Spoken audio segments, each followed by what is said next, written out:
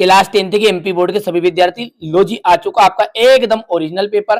ठीक है, यही प्रश्न पत्र के प्रश्न आपको पूरे के पूरे नजर आएंगे एग्जाम हॉल में। सुबह खाद्य पदार्थों का कार्बन डाइऑक्साइड और पानी में टूटना किस प्रकार की अभिक्रिया है। देखिए, जब कोई भी खाद्य पदार्थ टूटता है तो उसमें उष्मा का अवशोषण होता है। ठीक है, तो यानी कि वो उष्मा ग्रहण करता है तभी वो टूट रहा है, तो यानी कि उष्मा शोषी अभिक्रिया है। दूसरा है फेरस ऑक्साइड और एल्यूमिनियम दोनों की जब क्रिया कराई ना, तो ये जो फेरस है यानी कि इसको अकेला रहेगा तो आयरन बोलेंगे, और इसके साथ जुड़ा हुआ रहेगा किसी के साथ तो इसको फेरस बोलेंगे। तो ये जो फेरस है, ये एल्यूमिनियम जो ज्यादा ताकतवर है, यहां पर ये कमजोर है, तो इसको ये अपनी जगह से हटा देगा, और इस तरह की अभिक्रिया को हम कहते हैं विस्थापन अभिक्रिया। किसी रासायनिक अभिक्रिया में जो पदार्थ भाग लेता है ना, उसे हम अभिकारक कहते हैं। हाइड्रोजन का योग तथा ऑक्सीजन का जो ह्रास है वहां अपचयन अभिक्रिया है। टूटी हड्डियों को जोड़ने के लिए प्लास्टर चढ़ाते समय डॉक्टर जो है ना, वो कौन से पदार्थ का उपयोग करता है, तो प्लास्टर ऑफ पेरिस का, नाम ही उसका प्लास्टर ऑफ पेरिस है। दही में पाए जाने वाले अम्ल का नाम है लैक्टिक अम्ल।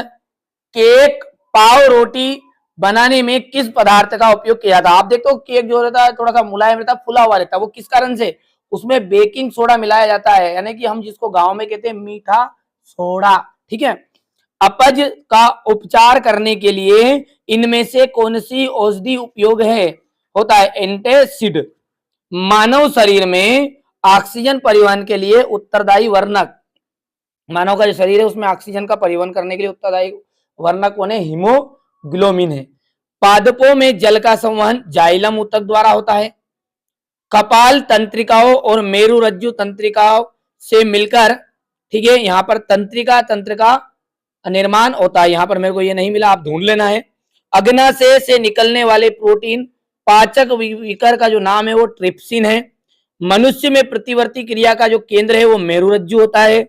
मनुष्य के मस्तिष्क में सोचने वाला भाग प्रामस्तिष्क है।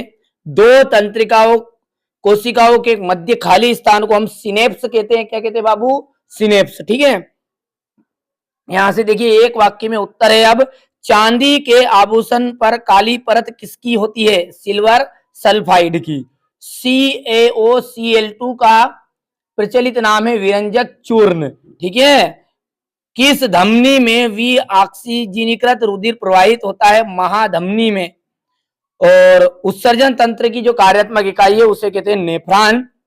इंसुलिन हार्मोन्स की कमी से सब में, जिसे हम मधुमेह, इंग्लिश में हम जिसे डायबिटीज के नाम से जानते हैं, सही है, तो मधुमेह का मतलब है डायबिटीज। ठीक है, इंग्लिश में, और अच्छे से समझ लेना। ठीक है, आपतन कोण का जो मान है यदि 30 डिग्री, देखिए सब प्रश्न पढ़िए ध्यान से, मैं डायरेक्टली समझा रहा हूं क्योंकि मैंने पहले पढ़ लिया। तो एक आपतित किरण है समतल दर्पण पर 30 डिग्री का आपतन कोण बनाती है, तो परावर्तन कोण का जो मान है वो कितना होगा।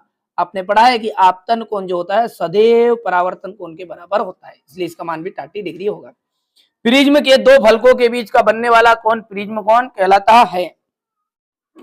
अब देखिए यहां से जोड़ी है नेत्र रोग। नेत्र रोग जो है वो है धुंधला दिखाई देना। टिंडल प्रभाव, देखिए दूसरा जो है टिंडल प्रभाव है, तो ये है घने जंगल के वितान से सूर्य के प्रकाश का गुजरना। आकाश का जो नीला दिखाई देना है ना वो प्रकीर्णन है। क्या है, प्रकाश का प्रकीर्णन। तारों का टिमटिमाना एक आपका वायुमंडलीय अपवर्तन है। स्पेक्ट्रम कहा जाएगा इंद्रधनुष। उत्तल लेंस की बात करें तो ये बीच में से मोटा होता है, किनारों पर से बढ़िया से कंप्लीट आप कर लेना। चलिए, श्वसन को ऊष्माक्षेपी अभिक्रिया क्यों कहते हैं, क्योंकि इसमें ऊष्मा का उत्सर्जन होता है। ठीक है, और जो एटीपी के रूप में संचित रहती है। ठीक है, तो यहाँ पर देखिए ऊष्मा का उत्सर्जन होगा और इसलिए ऊष्माक्षेपी अभिक्रिया कहलाती है। किसी रासायनिक अभिक्रिया की पहचान ये कि गैसों का उसमें उत्सर्जन होगा, तापमान में परिवर्तन होगा। खाद्य पदार्थों में विकृत गंधिता से बचने के दो उपाय, नाइट्रोजन गैस का प्रयोग करके और ऑक्सीकारक का उपयोग करके, प्रतिऑक्सीकारक।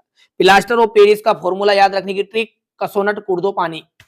ठीक है, कसो नट कितने कूटने हैं, पटकने हैं 4, तो कसो और नट कस दो, कितने 4 कर दिए, आधा लीटर पानी उसमें मोबाइल के ऊपर फेंक दो। ठीक है, तो ये आपका प्लास्टर ऑफ पेरिस का फॉर्मूला हो गया। बुझा हुआ चूना CaOH ट्वाइस, वाशिंग सोडा के दो औद्योगिक अनुप्रयोग। बात ये सबको आता भी होगा आपको कि अम्ल जो होते हैं स्वाद में खट्टे होते हैं, ये स्वाद में कड़वे या कसेले होते हैं। क्षार, ठीक है, अम्ल का जो पीएच मान है वो 7 से कम होता है, क्षार का पीएच मान 7 से अधिक होता है। इस तरीके से लिख देना है। अम्ली वर्षा क्या है?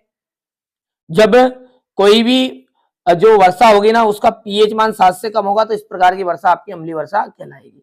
यहां से आप इन सबका उत्तर लिख लेना है क्योंकि बहुत समय लगेगा। बाकी सब आपको चैनल पर मिल भी जाएंगे, ये आप सर्च करोगे और आगे एनसीईआरटी कोचिंग लिख देना प्रश्न के बोल के, तो आपको सारे क्वेश्चन मिल जाएंगे। अपसारी लेंस के कोई 2 गुण लिखने हैं, यानी कि यहाँ पर अपसारी और अभिसारी लेंस के कोई 2 गुण बताने हैं। उत्तल दर्पण के 2 अनुप्रयोग यानी कि उपयोग बोल सकते हैं इसे। अपवर्तनांक किसे कहते हैं? सारे के सारे क्वेश्चन आपको पूरे चैनल पर मिल जाएंगे, आप ठीक है लिख लेना। और अपवर्तनांक किसे कहते हैं? प्रकाश के विक्षेपण की प्रक्रिया को स्पष्ट कीजिए। तारे का टिमटिमाना, तारे टिमटिमाते परंतु गिरे क्यों नहीं? वियोजन अभिक्रिया किसे कहते हैं? भौतिक परिवर्तन किसे कहा जाता है? रेडॉक्स अभिक्रिया क्या है? देखिए आप तो फटाफट स्क्रीनशॉट लेते जाओ। ये क्वेश्चन नंबर आपका 18 हो गया। ये आपका क्वेश्चन नंबर 19। यहाँ पर देखिए धावक सोडा और बेकिंग सोडा के कोई 2